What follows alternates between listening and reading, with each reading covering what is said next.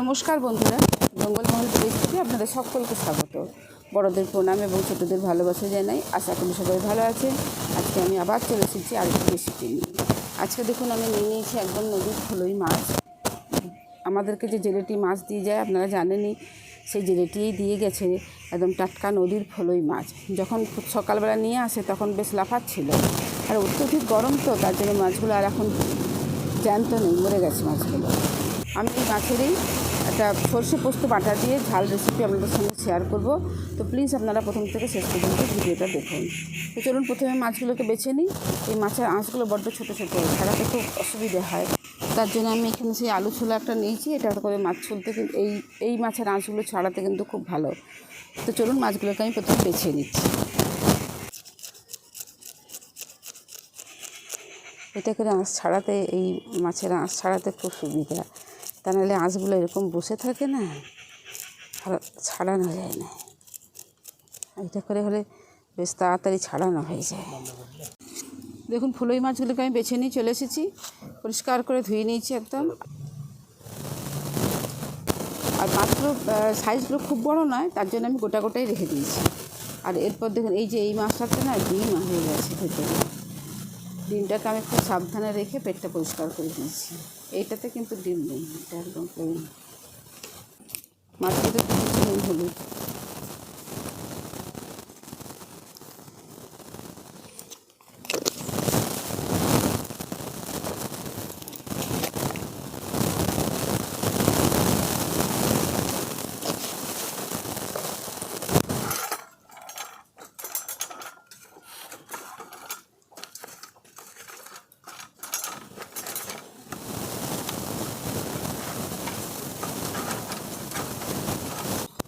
দেখুন মাছগুলো তো নুন হলুদ মাখিয়ে নিয়েছি।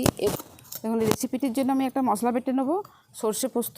তো প্রথমে সর্ষেটাকে আমি ধুয়ে নিয়ে চলে এসেছি, এরপর আমি এটাকে বেটে নিচ্ছি। দিয়ে দিচ্ছি কিছুটা পরিমাণে সর্ষে, দিয়ে দেবো অল্প একটুখানি পোস্ত।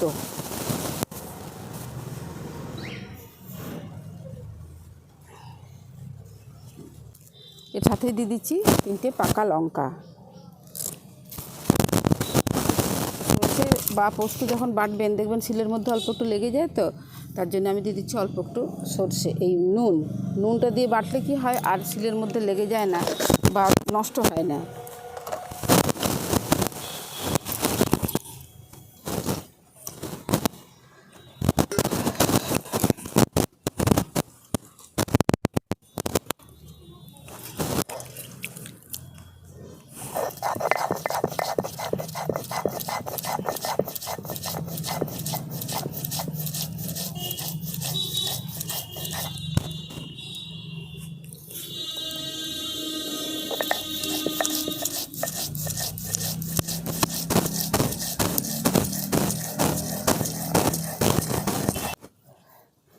দেখুন বাটা হয়ে গেছে, এবার এটাকে তুলে নিচ্ছি।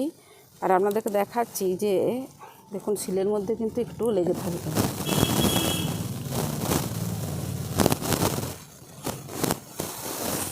দেখুন শিলটা একদম পরিষ্কার হয়ে গেছে। আর যদি নুন না দিয়ে বাটা হতো না, অনেকটা মশলাই শিলের মধ্যে লেগে থাকতো। দেখুন শিলটা একদম পরিষ্কার হয়ে গেছে।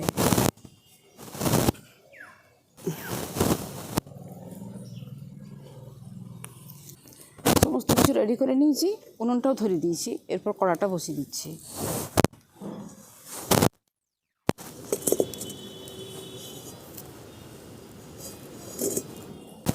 কড়াতে দিয়ে দিচ্ছি সর্ষের তেল। দেখুন তেলটা গরম হয়ে গেছে। আর এদিকে আমি এই যে নুন হলুদ মাখিয়ে রেখেছিলাম মাছগুলো দিয়ে ভেজে নিচ্ছি।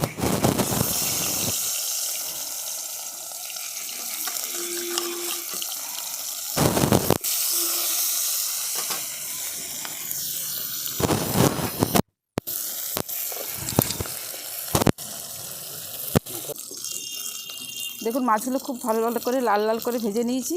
এরপর মাছগুলোকে আমি তুলে নিচ্ছি। দেখুন কি সুন্দর লাল লাল করে ভেজে নিয়েছি।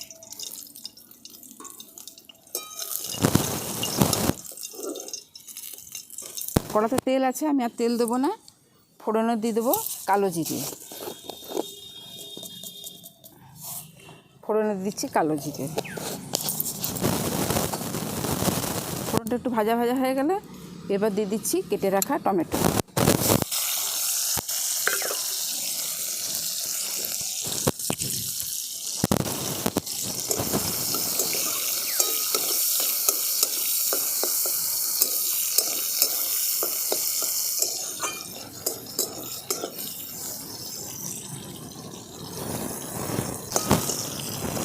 টমেটোটা ভাজা হতে থাক, এদিকে আমি এই যে মশলাটা বেটে রেখেছিলাম সর্ষে আর পোস্ত বাটাটা, এর মধ্যে দিয়ে দিচ্ছি পরিমাণ মতো নুন। আগে পোস্ত বাটার সময় একটু নুন দিয়েছিলাম, সেই আন্দাজে নুনটা দিতে হবে। দিয়ে দিচ্ছি অল্প একটু নুন,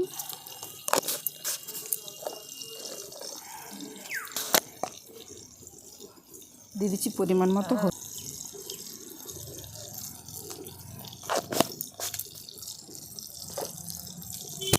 এবার সব একসঙ্গে আমি এটাকে মিশিয়ে নেব।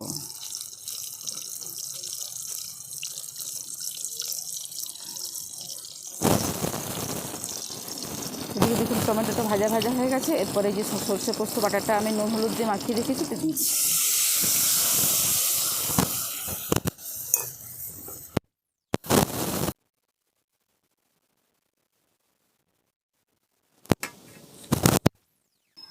দেখুন সর্ষে পোস্তর যে গ্রেভিটা ফুটে গেছে। আর এরপর আমি যে ভেজে রেখেছিলাম মাছগুলো দিয়ে দিচ্ছি।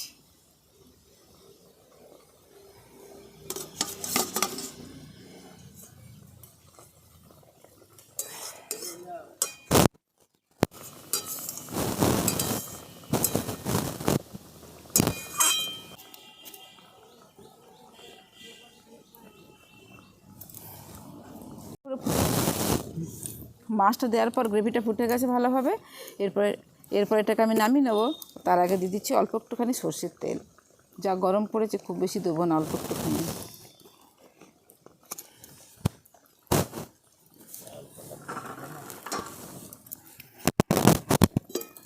আমি নামিয়ে নিচ্ছি।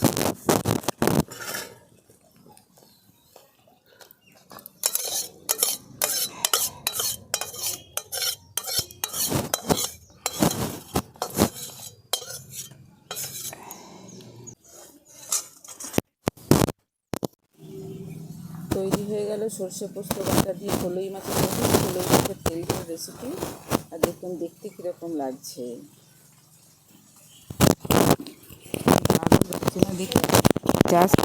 না এর যা স্বাদ। আর যেহেতু এটা নদীর মাছের স্বাদ ভালো হবে, আলাদা রকম রেসিপি। আপনাদের কীরকম লাগলো অবশ্যই কমেন্ট করে জানাবেন। ভালো লাগলে জঙ্গলমহল ভিলেজ ফুড চ্যানেলটিকে লাইক কমেন্ট শেয়ার করবেন এবং প্লিজ সাবস্ক্রাইব করে দেবেন। পাশে থাকা বেল আইকনটি প্রেস করবেন সবার আগে নোটিফিকেশান পাওয়ার জন্য। প্রত্যেকেই ভালো থাকবেন, সুস্থ থাকবেন, সাবধানে থাকবেন। আজকের ভিডিওটা আমি এখানেই শেষ করছি। আবার আপনাদের সঙ্গে দেখা হবে পরবর্তী আরেকটি ভিডিও।